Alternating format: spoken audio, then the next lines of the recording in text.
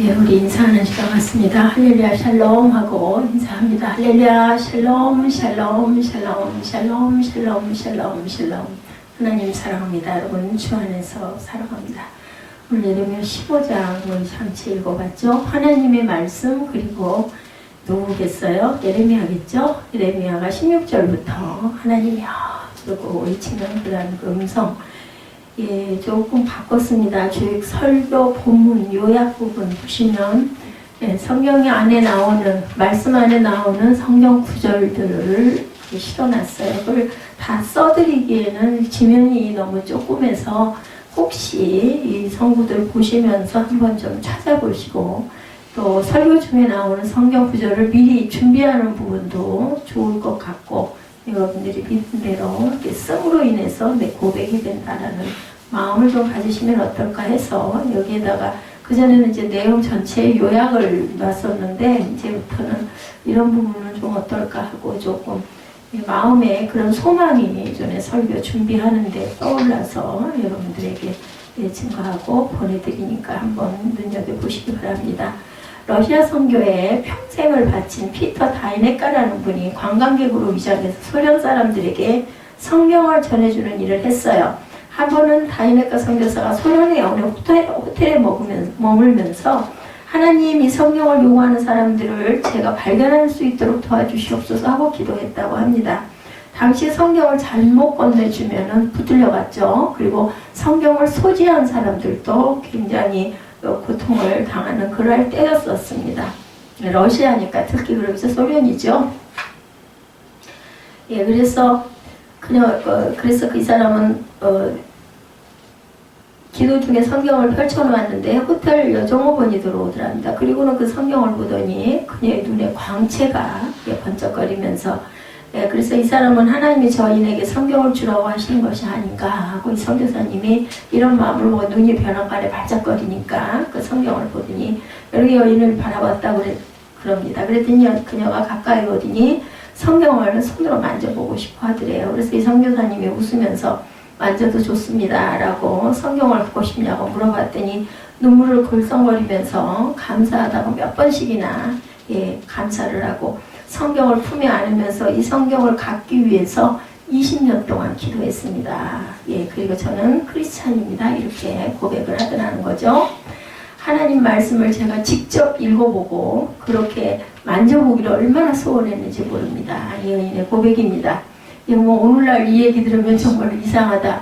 무슨 성경을 20년 동안이나 갖게 해달라고 기도했을까. 근데 그 시대에는 성경이 굉장히 귀했기 때문에 더구나 번역본을 구하는 게 굉장히 어려웠죠. 그래서 오늘날 우리가 성경에 대해서 너무 흔한 마음, 요즘은 아예 성경을 안 들고 다니잖아요. 교회에다 놓고 다니기도 하고 아니면은 뭐 성도가 많은 교회에서 놓고 다닐 수는 없어요. 그죠? 비치되어 있는 성경들도 있고 아니면은 그냥 휴대폰에서 찾아봐도 간단하게 볼 수가 있기 때문에 성경도 그렇고 찬양도 그렇고 또 자막으로 교회에 어떤 저희들도 그 전에 그렇게 했습니다만은 자막으로 다 띄워주죠. 그러면 그거 보고 그냥 읽어요. 읽고 넘어가다 보니까 자기 성경을 일부러 번거롭게 무겁게 들고 다니지 않으려고 하는데 정말 이 얘기 들어보면 정말 어느 시대에 이랬을까. 근데 이런 일이 분명히 역사 속에 있거든요. 자, 성경은 어떤 것이에요? 하늘로부터 온 한 통의 편지. 하나님이 영감으로 많은 그 선지자들이 기록했던 거를 많은 성경들 중에서 모아가지고 쓴 게 이 성경 66경 우리가 가지고 있는 성경책. 보통은 뭐 한 사람이 2-3개씩 성경들 갖고 있죠. 한 집에도 보면 성경이 몇 개씩 쓰지 않는 성경까지. 또 뭐 요즘에는 뭐 개역개정 무슨 아니면 뭐 쉬운 성경 뭐 여러 가지 성경의 종류들 뭐 또 영어 성경 또 뭐 영어하고 한글이 따로 각각 같이 붙어 있는 그런 성경 여러 가지가 있습니다. 성경은 어찌됐든 하늘에서 온 편지라는 것 여러분 잊지 마시기 바랍니다. 이 세상에 가장 귀한 책이 있다면 바이블이라고 그러죠. 예수를 믿지 않는 분들도 베스트셀러다라는 것은 인정들을 하죠. 사람마다 얼굴이 다른 것처럼 견해는 각각 다르기도 합니다. 그러나 최고의 학자와 석학들은 거의 다 성경 말씀이야말로 세상에서 가장 귀한 책이다. 책 중에 책이다. 이렇게 꼽죠. 그럼 성경은 과연 어떤 책일까? 우리 한번 오늘은 오늘 16절이 한 절이에요. 사실은 우리가 쭉 읽었지만 16절 다시 한번 읽어볼까요? 만군의 하나님 야훼시여 나는 주의 이름으로 일컬음을 받은 자라. 내가 주의 말씀을 얻어먹었사오니 주의 말씀은 내게 기쁨과 내 마음의 즐거움이오나. 네, 이렇게 얘기하죠. 에레미야의 고백입니다. 17절에 보면 내가 기뻐하는 자의 모임 가운데 앉지 아니하며 즐거워하지도 아니하고 주의 손에 붙들려 홀로 앉았사오니 이는 주께서 분노로 내게 채우셨습니다. 내가 정말 주의 말씀을 기쁨과 즐거움으로 얻어먹었지만 나는 혼자 있습니다. 왜냐하면 모든 사람들이 고개를 돌리고 있기 때문에. 에레미야가 굉장히 슬퍼하는 내용이기도 합니다. 자, 1456년 성경의 역사를 한번 보죠. 1456년이면 지금 2019년이니까 굉장히 600년 이상 된 그런 세월 동안 구텐베르그가 3년간에 걸쳐서 180여 권의 성경책을 출판한 후부터 성경은 가장 많이 팔리는 베스트셀러가 되었습니다. 그러면서 놀라운 것은 가장 안 읽혀지는 책이기도 하다. 그죠? 예. 성경은 아무리 무식한 사람이라도 읽으면 또한 쉽게 은혜를 받는 책이다. 정말 극에서 극입니다. 예, 이게 대단히 어려운 책이 도대체 무슨 말을 하고 있는 거야. 네. 그러다 보니 사람들이 졸려 잠이 안 오면 불면증 있는 사람들은 뭐 한다고 그래. 성경을 한두 장 읽다 보면 나도 모르게 잔다. 수면제다 이런 얘기를 합니다. 또 머리에다 베고 자는 베개 역할도 한다고 그러죠. 아니면 선반에다 갖다 모셔놓고 나는 예수 믿습니다 라는 증거로 그냥 예전에는 그런 분들도 많아. 다 책꽂이에다 꼽아놓고 아니면 선반에다가 얹어놓고. 그래서 언젠가 한번 보면은 성경책을 꺼내면 먼지가 앉아가지고 먼지를 톡톡 턴다고 그러죠. 이럴 정도로 성경을 안 읽어요. 무슨 뜻인지도 몰라요. 근데 또 엄청 배우지 않은 사람도 은혜만 받으면 성경책을 보면 너무너무 말씀이 막 나한테 하는 말씀 같고 너무나 달고 오묘한 말씀. 우리 찬송가에 있죠. 이렇게 성경은 여러 가지 성격을 띠고 있습니다. 아무리 많이 배운 학자로도 너무너무 모르는 게 많은 어려운 책. 절대로 어떤 사람도 어떤 천재도 이 성경 한 권을 다 외운 사람은 없다고 그러죠. 성경 안에 나오는 인물들의 이름을 다 외운 사람도 한 사람도 없다고 합니다. 성경이 어려운 것은 두 가지 이유가 있다. 그러면 왜 어려울까? 첫째는 성경이 고전인데다가 우리와 전혀 다른 역사와 문화 속에서 쓰여졌기 때문이고, 둘째는 성경과 우리 사이에는 사람이 할 수 없는 영적인 간격이 영으로 감당되지 않으면 도대체 이해가 가지도 않고 기쁘고 즐겁지도 않은 너무나 힘든, 읽기 어려운 책이다. 이는 두 가지의 특징을 가지고 있습니다. 그러면 성경은 어떤 책인가? 본래 성경 바이블이라는 말은요, 비올리스라는 뜻에서 원어에서 시작이 됐습니다. 이 책이 우리에게 경전이 되면서 믿음과 생활의 표준이 되었지만 성경이 읽혀지기 시작한 것은 최근의 일입니다. 그전까지는 목회자들에게만 이렇게 읽혀졌을 뿐 닫혀있는 책이었다. 그리고 성경이 구약에 보면은 회당에 하나씩, 그죠? 그래서 또 어떤 회당에는 없어가지고 이웃에 있는 회당에서 빌려다가 책을 볼 줄. 왜냐면 성경이 창세기도 있고 그게 함께 묶여있지가 않았기 때문에 각 성경마다를 다 지니고 있지는 않으니까 나는 신명기를 갖고 있어. 그러면 창세기를 보고서 창세기가 있는 회당에 가서 멀리까지 가서 빌려다가 놓고 그거를 학사가 읽으면 그거를 따라서 복창을 하든지 듣는, 그렇게 성경은 정말 가까이 하고 싶어도, 그래서 어떤 분이 그렇게 그 성경을 기록하고 싶어가지고 방송을 통해서 기록했다라는 그러한 그 이야기가, 간증의 이야기가 있기도 합니다. 성경의 역사를 보면 7가지의 놀라움을 가지고 있는데, 첫째는 경전이 되기까지 성 구성의 역사가 굉장히 놀랍고, 또한 두 번째는 여러 사람이 1500년간 기록했지만 통일성을 갖고 있어요. 시와 때가 달라요. 그리고 한 사람이 기록한 게 아니에요. 그죠? 우리 66권에 보면은 마태, 마가, 누가 다 그렇게 나와 있죠. 그리고 모세오경은 모세가 기록했고, 다 시대도 다른데 이걸 엮어놓은 거예요. 그런데 참 기가 막힌 것은 통일성을 갖고 있다. 어떤 예언했던 것들이 그대로 신약에는 또 맞아 떨어진 것들이, 그래서 그런 얘기 있죠. 응하게 하려 하심이라. 응하게 하려 하심이라. 구약의 어떤 선지자가 얘기한 그것이 신약에 이루어진 것들을 보면서 그때 누가 이런 예언을 했는데 이게 정말 이때에 의미해졌다. 이런 그 감탄을 하는 걸 우리가 봅니다. 세 번째는 3500년 전에 긴 역사를 가졌습니다. 이 성경은 3500년이나 됐어요. 그리고 넷째는 판매 부수가 굉장히 많다.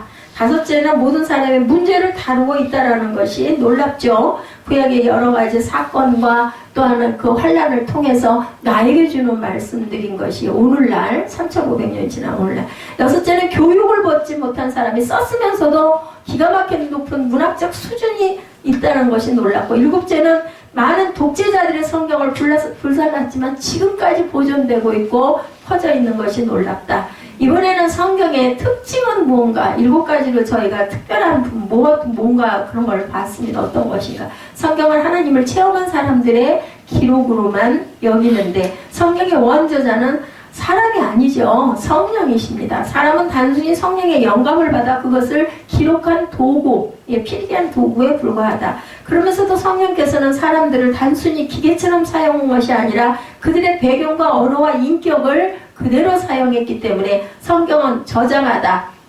관심과 색깔이 그대로 나타나 있는 그러한 그 매력적인 주관성을 갖고 있기도 하다라는 겁니다. 성경을 보면 태초에 하나님이라는 말로 시작하므로 성경의 핵심이 무엇인가 하나님을 말씀하죠. 잘 나타나 있고 성경은 하나님이 계시는가 아닌가에서 시작하지 않고 하나님께서 무엇을 하였는가에서부터 시작을 하고 있습니다. 그렇다면 우리는 어떻게 하나님이 계신 것을 알 수 있을까요? 솔직히 인간의 유한한 생각으로는 하나님을 알 수가 없습니다.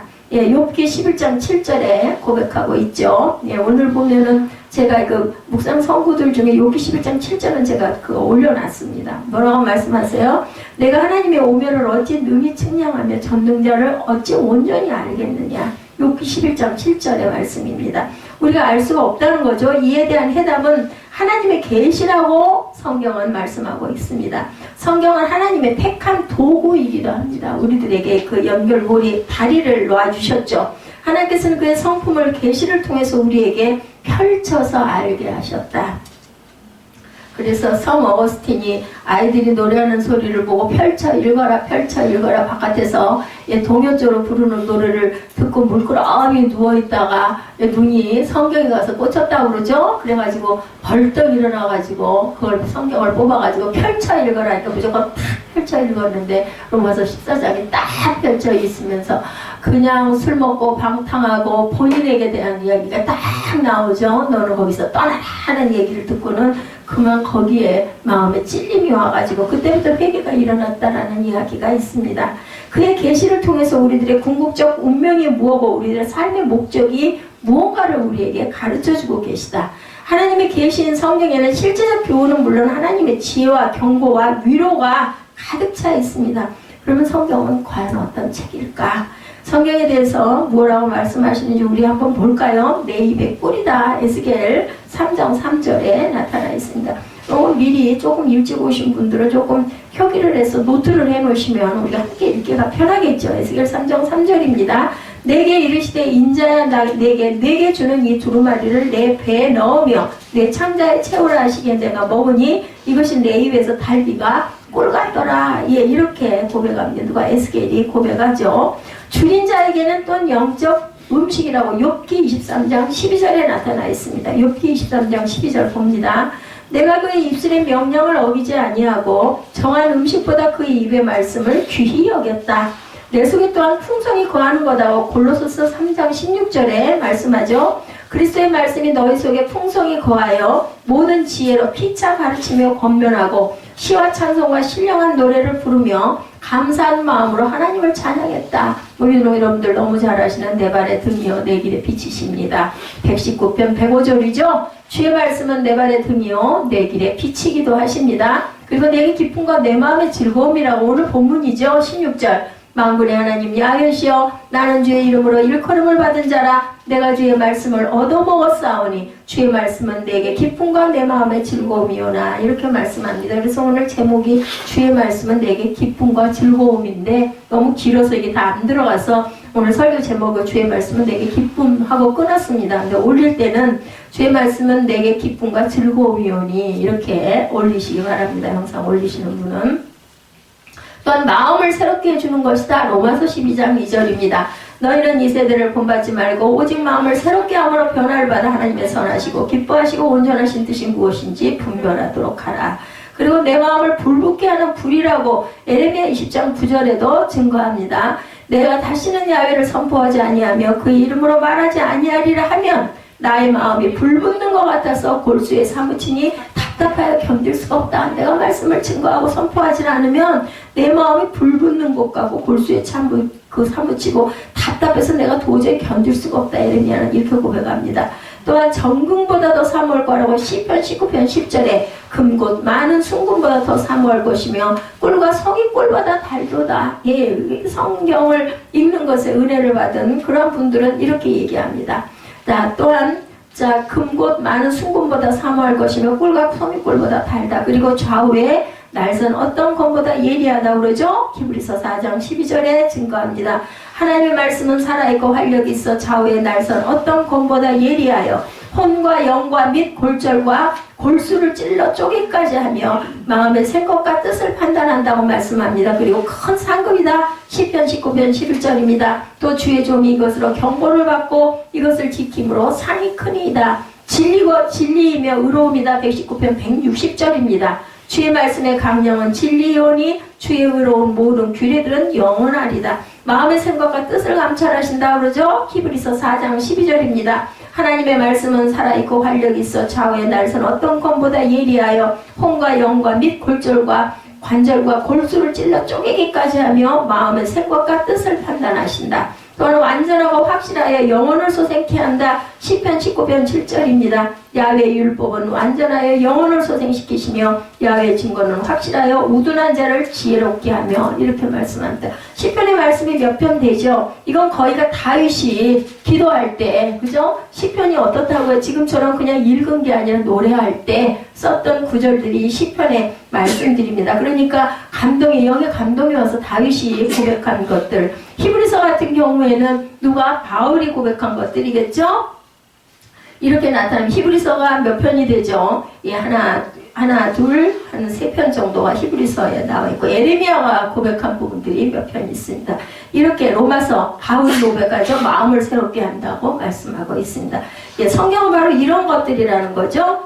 예, 불행하게도 이런 성경이 많은 사람에게 수면제 역할밖에 못한다는 것이 안타깝습니다. 깨달음이 없기 때문입니다. 아니, 우리 사람이 사람 알려면 어떡해요? 얘기를 해야 되잖아요? 함께 얘기를 하고 이해를 해야, 저 사람이 저렇구나, 라는 걸 알게 되고, 예, 그걸 이해하고 난 다음에 가까워집니다. 교류를 하게 되고, 교통을 하게 되고, 그러면 하나님이 주신 이 성경도 어떨까요? 성경을 읽어서 이해를 하고 깨달아 알아야, 그렇구나 하고 성령과 교제할 수가 있다는 거예요. 그래서 성경을 알아야 됩니다. 여러분들은 제가 보기에 최소한도 7년 이상 신앙생활을 하셨어요. 몇십 년 되신 분들도 계시고, 저는 기억을 해보니까, 물론 중간중간 못 나갔을 때도 있기는 했지만, 제 나이에서 아마 한 4, 5년 정도를 빼면 나머지 세월이 전부 다 예수 안에 있었던 것 같습니다. 그런데도 1, 2년 된 분도 어떤 분들은 너무나 성경 말씀이 좋아가지고 막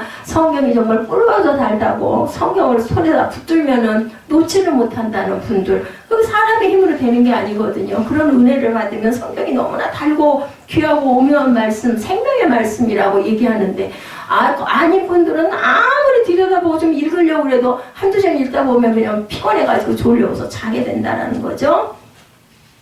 자, 이렇게 깨달음이 없기 때문인데, 모든 길은 어디로 통한다고 예전에 그런 말 많이 했죠. 로마로 통한다는 말. 세상의 모든 것은 다 하나님께로 향하고 하나님으로부터라는 것을 우리가 알아야 되겠다. 이것이 바로 일반 계시예요.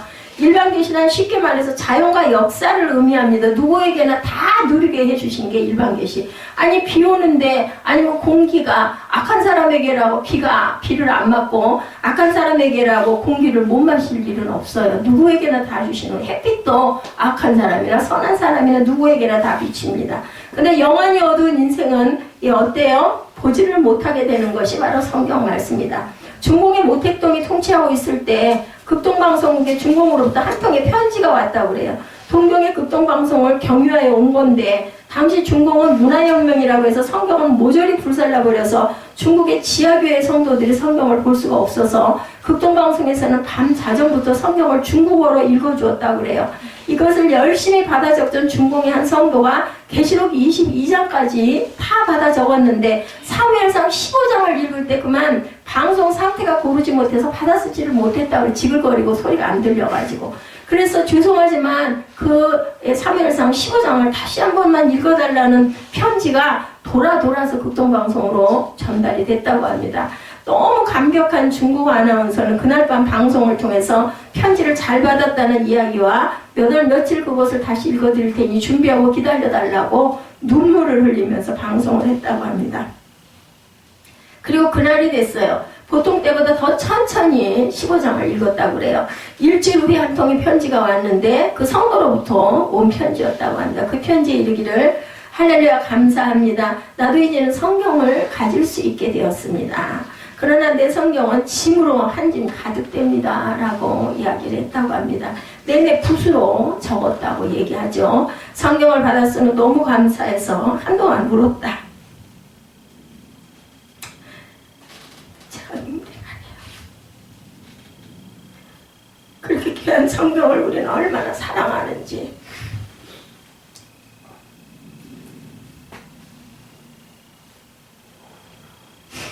저도 참 많이 부끄럽습니다. 귀한 성경, 이분에게는 정말 생명처럼 귀할 것 같아요. 아마 평생을 각오로 내려가지 않을까 싶어요. 붓으로 그거를 방송을 받아 적었으니 얼마나 힘들게 받아 적었을까.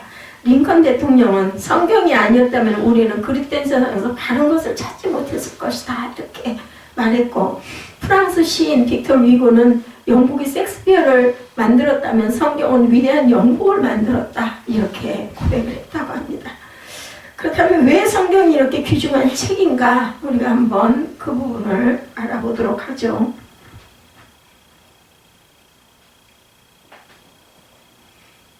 첫째, 성경은 인간의 말이 아니고 하나님의 말씀이기 때문이죠. 일찍이 고대 언어학자로 세계적 권위자였던 사무엘 존슨 박사에게 2명의 대학생이 찾아왔어요. 사무엘이라는 이름이 굉장히 귀한 이름인데, 우리 사무엘도 이런 사무엘 이름답게, 요즘에 저는 기도할 때 길게 기도하지 않고 사무엘이 사무엘 되게 해주옵소서 하고 기도를 합니다. 이분도 굉장히 귀한 그 박사님이네요. 사무엘 존슨 박사.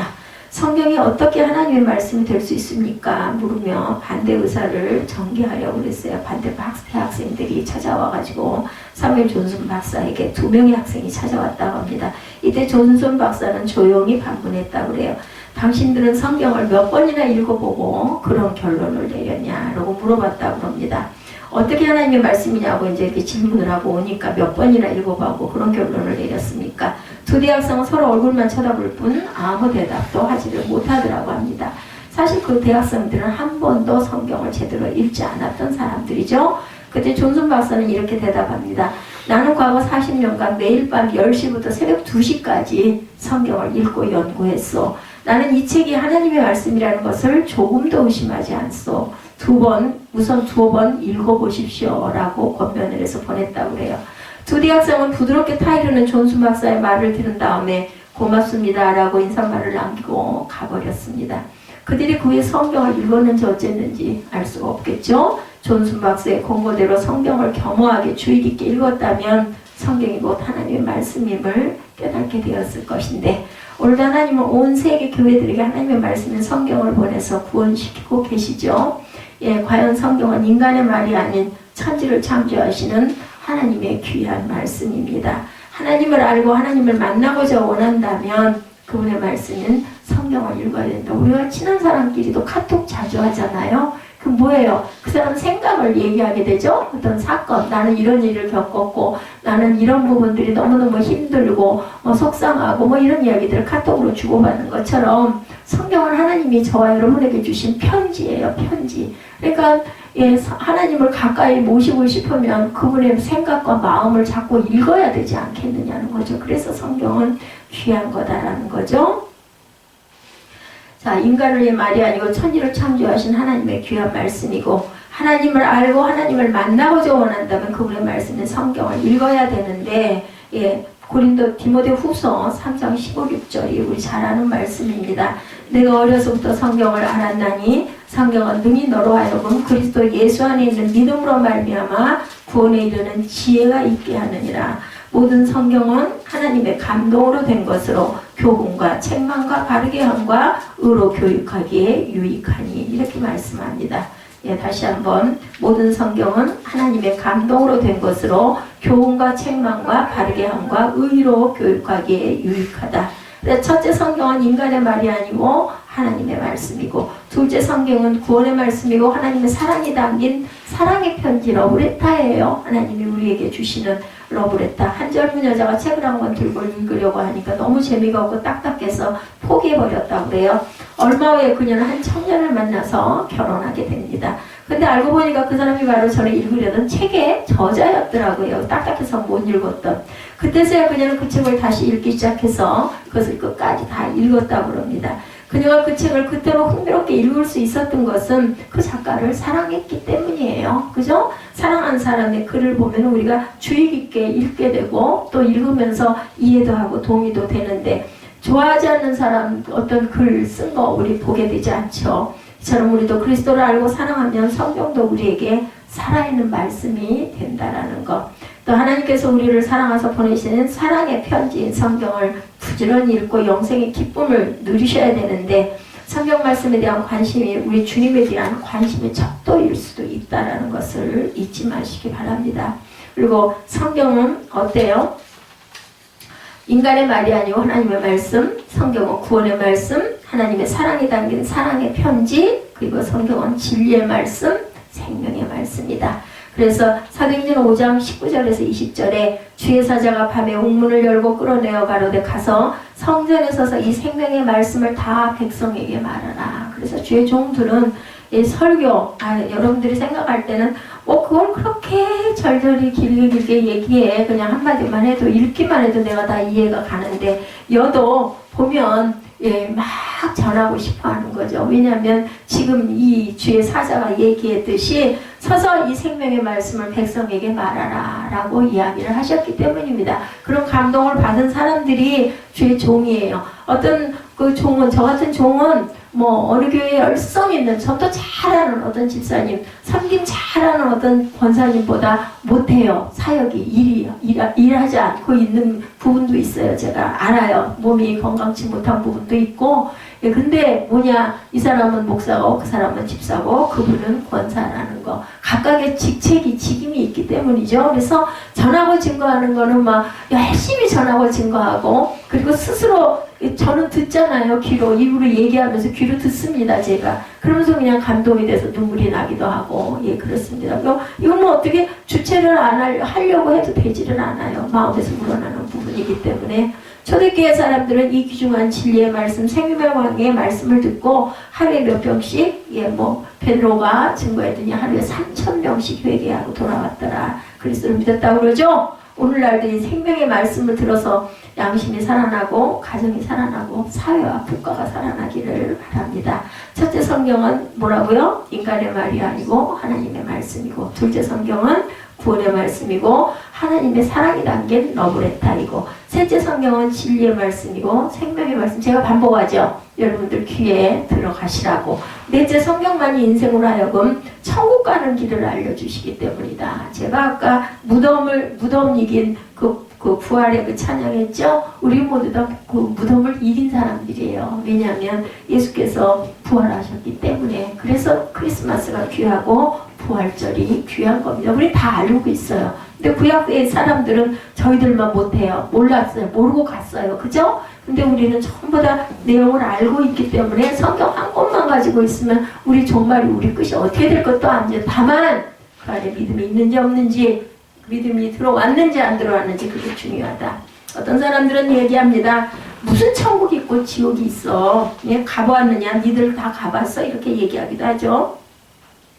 콜럼버스는 미국 대륙을 발견하지 못했을 때 미국 땅에 대해서 알지 못했어요. 그죠? 그러나 그가 발견한 후 미국에는 못 가봤지만 미국 땅이 없다고 부인하는 사람은 지금은 한 사람도 없습니다. 그때는, 미국이 없을 때는 미국 땅이 없다고 생각을 했고 있는지 없는지도 몰랐어요. 근데 발견하고 나니까 미국은 이제는 누구도 안 가본 사람도 있다고 압니다. 지도에 나와 있으니까. 어떤 친구가 지옥이 어디 있느냐고 우기길래 내기를 했다고 그래요. 지옥이 없다고 하니 오늘 밤 잠자기 전 가슴에 종이에다가 써붙이고 자라. 오늘 밤 죽으면 나는 지옥 간다. 써붙이고 자라고 얘기를 했다고. 그 잠을 청하려다가 정말 지옥에 가면 어떻게 될까 하고 생각을 하다가 지옥에 가지 않고 천국 가는 게 낫겠네. 그래서 나 그냥 예수 믿을래. 이렇게 선포를 했다고 합니다. 뭐라고요? 성경은 인간의 말이 아니고 하나님의 말씀. 성경은 구원의 말씀이고 하나님의 사랑이 담긴 너브레타. 성경은 진리의 말씀이고 생명의 말씀. 뭐 우리 찬양할 때 많이 하죠. 성경만 인생으로 하여금 천국 가는 길을 알려주시는 내비게이션 얼마나 소중해요. 근데 그 성경의 진리 안에 내비게이션이 들어있습니다. 천국 가는 길을 알려주고 계시죠. 5번째로 성경은 예언의 책이기도 합니다. 앞으로 일어날 일에 대해서 묵시가 적혀 있기도 하죠. 몇 년 전 우리 별 2호를 발사하면서 정말 이해 못할 일이 벌어졌었다고 그래요. 오래된 일인데 한국통신 고위 관리자가 황급히 뭐냐면 미국까지 달려가서 위성 발사 직전에 한국에서 공수해간 돼지머리를 놓고 고사를 지냈다고 그래요. 지난 애틀란타 올림픽 개폐의식을 통해서 또한 초자연적인 것에 대한 인간의 관심과 향수는 날이 갈수록 더 심해지고 있다고도 하죠. 각종 주간지나 일간지마다 예언과 무당들이 화장성세가 요란하기도 합니다. 이렇게 무슨 비결, 그런 이름하여 허망한 사람들을 유혹하는 예언서도 우리 주변에 널려 있습니다. 근데 그 어떤 책보다 탁월한 예언서는 바로 성경이라는 거. 그죠? 왜 예언서? 앞으로 일어날 책이기 때문이죠. 성경은 유한 인류 역사 속에서 예언의 그 신실성과 진실성이 명확하게 증명이 되기도 했습니다. 성경의 거의 모든 기록은 실제 사건들이 일어나기 수백 년 전부터 예언되었기 때문에 성경의 가장 본질적인 성경은 예언성에 있다라고 하죠. 예언서입니다. 우리는 예언하면은 누가 뭘 어쩐다더라, 앞으로 무슨 일이 일어난다더라, 점치는 것 같이 생각을 하지만 사실은 성경 안에 모든 예언이 다 들어있다. 성경이 성경일 수 있었던 가장 근본적인 이유는 이 예언의 실제 성취에 있는 거죠. 하나님께서 우리에게 예언의 책을 주시고 인간의 역사 속에 홀로 성취해 오셨기 때문이고 죄인을 우리 모두를 사랑하셔서 다 구원하고 싶으셔서 예수님을 보내주셨죠. 그것을 기념하는 날이 크리스마스. 여러분들도 아시죠? 예수 그리스도가 탄생하신 날이 12월 25일이 아닙니다. 태양의 그 신의 생일이다 이런 이야기가 있습니다. 근데 그게 중요한 게 아니라 어쨌든 4월달경이라고 해서 우리나라로 따지면 4월경인데 그게 중요한 게 아니라 예수께서는 탄생을 하셨고 그리고 돌아가셨고 무덤에서 사흘 만에 부활하셨고 그 의미는 우리도 부활의 생명을 누릴 수 있다는 것이 중요하다.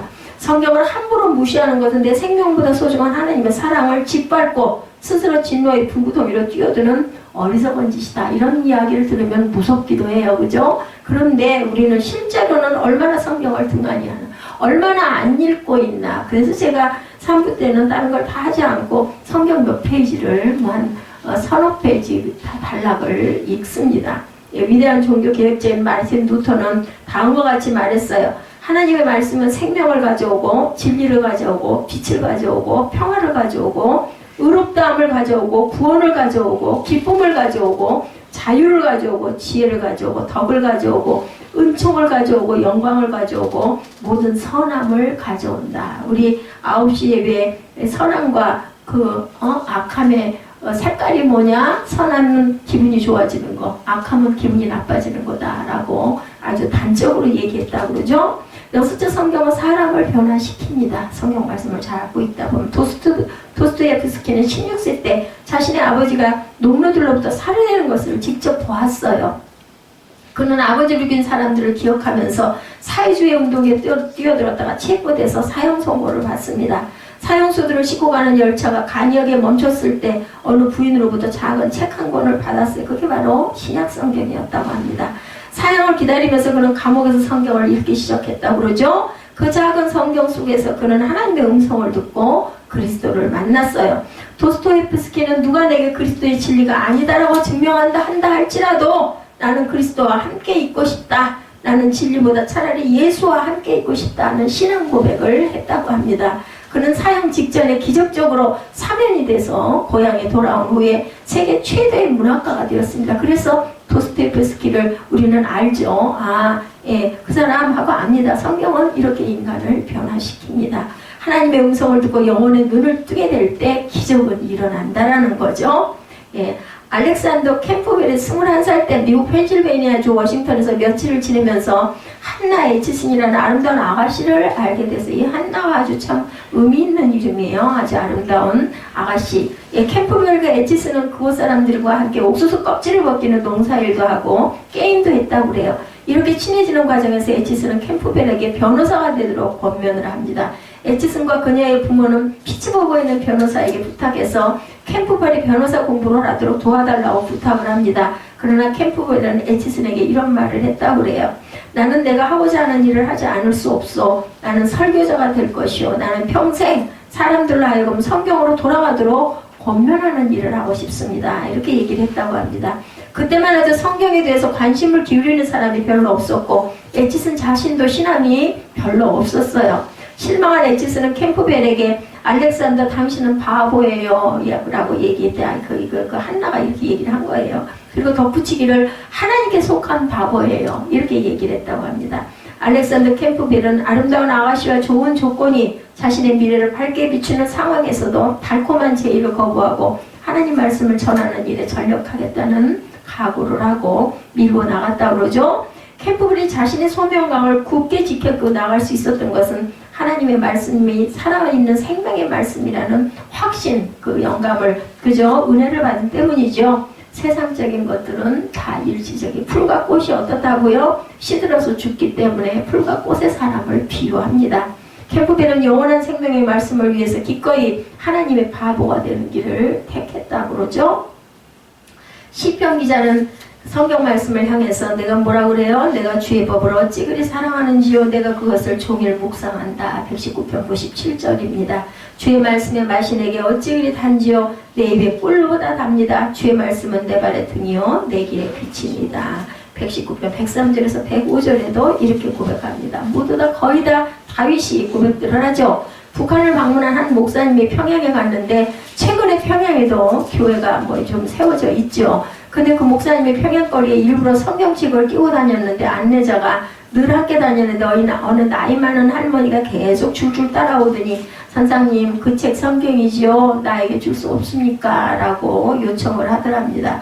그 목사님이 성경 드리는 건 어려운 게 아닌데 이거 갖고 계시다가 화를 당하실 수도 있습니다. 라고 이야기를 했다고 그래요. 이 할머니의 대답은 그까짓 거 나 상관없어. 예, 보고 싶은 성경이나 실컷 보다가 붙잡혀가서 죽으면 죽지. 내가 이 나이에 내가 무슨 소망이겠어. 생명을 내놓을 결심으로 성경을 원했다는 거죠.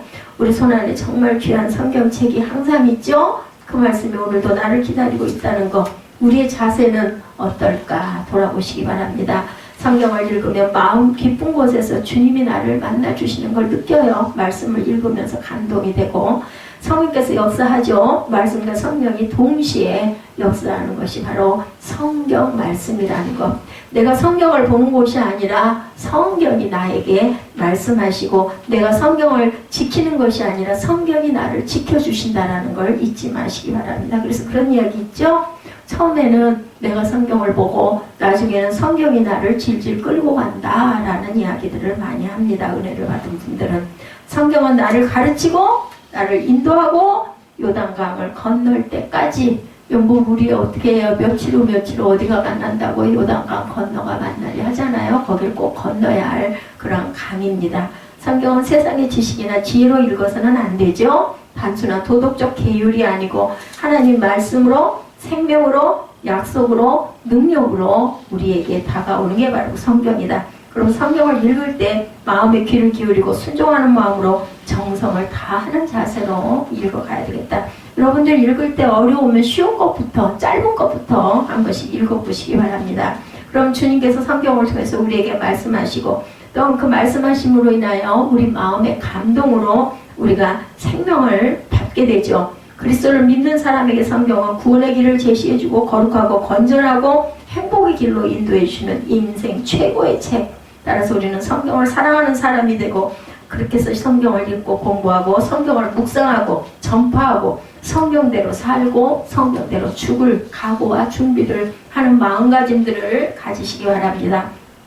일본인이죠. 우지무라 간조는 하나님의 인간을 저주하신다면 질병이나 실패나 죽음 따위로 저주하시지 않고 성경을 읽어도 믿지 못하는 마음으로 하나님이 살아계시는 것을 믿지 못하는 마음으로, 감사하는 마음이 우러나오지 않는 마음으로 저주하실 것이다. 이렇게 얘기했다고 그래요. 성경을 읽어도 믿지 못하고, 성경을 읽어도 감사하는 마음도 우러나지 않고, 그리고 성경을 읽어도 우리 마음 안에 아무런 감동이 없는 것으로 하나님께서는 인간을 저주하신 것이다. 그러니 우리는 감동이 있으니 얼마나 감사합니까? 저는 어떤 날 이런 생각이 들더라고요. 예수 믿는다는 게 보통 일이 아니구나. 그 많은 인구 중에서 안 믿는 사람도 많잖아요. 그런데 내가 예수를 어린 나이부터 믿게 되고, 그리고 이렇게 말씀을 증거하고 전하는 자가 되고, 그러면서 이렇게 감동이 되고, 그러면서 내가 막 힘이 나고 생명이 살아날 수 있는 건, 이거는 정말 뭘로 표현할 수 없는 기적이구나. 그래서 우리 유민성 예수 믿게 해주시옵소서 하면서, 이거 기적이지, 기적이 일어나는 일이지, 우리 그냥 예수 믿는 거 뭐 그렇게까지 생각해요. 그냥 믿지 뭐. 근데 그 믿지 뭐가 정말 이게 기적이구나 하는 그런 감동이 오더라고요. 예수 믿는 사람이 성경을 읽어도 말씀이 마음에 와 닿지 않으면 하나님과의 관계에 장애가 있는 건 아닌가 생각해 보시기 바랍니다. 이 자체가 그리스도인에게는 가장 괴로운 일이기도 합니다. 좀 읽고 이해를 했으면 좋겠는데, 그래서 뭐 쉬운 성경도 있고 여러 가지 성경이, 이야기 성경도 있고 많습니다. 그런 걸로 접근을 해도, 그래서 뭐 그전에 그 존 버년의 그 책, 그죠? 그 그리스도의 도성 뭐 이런 것들도 열심히 읽어가지고 거기서 또 은혜를 받아서 성경을 가까이 하는 뭐 여러 가지 방법은 많이 있습니다. 노력해야 됩니다. 훈련하고 우리가 항상 애를 써야 되죠. 감동은 은총이고 축복입니다. 우리의 마음에 감동이 있고 말씀이 깨달음이 있고 말씀을 들을 때마다 눈물이 나고 가슴이 벅차다면 정말 귀한 은혜다. 사람의 힘으로 어떻게 할 수가 없는 은혜인데, 그렇다고 해서 내가 은혜를 받고 싶지 않아서 안 받아? 하나님이 해주셔야지 이게 맘대로 되는 거야, 이렇게 생각하실 일이 아니라, 그 상황을 자꾸 만들고 노력하고, 그리고 자꾸 훈련하고, 자꾸 가까이 하고, 자꾸 들으려고 하고, 자꾸 보려고 하고, 이런 부분의 마음들이 있으셔야 되고 애를 쓰셔야 됩니다. 성경은 감동을 원하는 시대에 참 감동이 무언가를 가르쳐주죠. 모든 성경은 하나님의 감동으로 된 것으로 교훈과 책망과 바르게 함과 의로 교육하기에 유익한 책이다. 그래서 우리는 날마다 하루에 한 장씩이라도, 두 장씩이라도 시간을 정해놓고 잠자기 전이든 해서 한 장씩이라도 읽으시기 바랍니다. 부부가 함께 같이 교독을 해도 좋고요. 그런 시간을 만드셔가지고 한 5분만 할애를 해서 그렇게 하고 주기도문하고 주무시는 것도 좋지 않을까 싶습니다. 날마다 성경 말씀을 전해야 되겠죠. 가정과 인류를 살리는 일도 오직 성경 말씀밖에 없다. 그래서 여호수아 1장 8절이죠. 이 율법책을 내 입에서 떠나지 말게 하며 주야로 그것을 묵상하여 그 가운데 기록한 대로 지켜 행하라. 그리하면 내 길이 평탄하게 될 것이라. 내가 형통하리라. 분명히 하나님께서는요, 우리에게 주시는 대신에 네가 이렇게 하면 복을 받고, 이렇게 하면 너희가 저주를 받고, 이렇게 하면 네가 생명을 받고, 이렇게 하면 네가 사망의 길로 가리라고 분명하게 말씀하고 계신다라는 거 잊지 마시기 바랍니다. 우리가 항상 성경을 읽고, 그리고 입술로 고백하고, 그 입술의 선포가 그대로 되어지는 역사가 있게 하옵소서 하고 기도하시는 저와 여러분 되시기를 주님의 이름으로 축복합니다.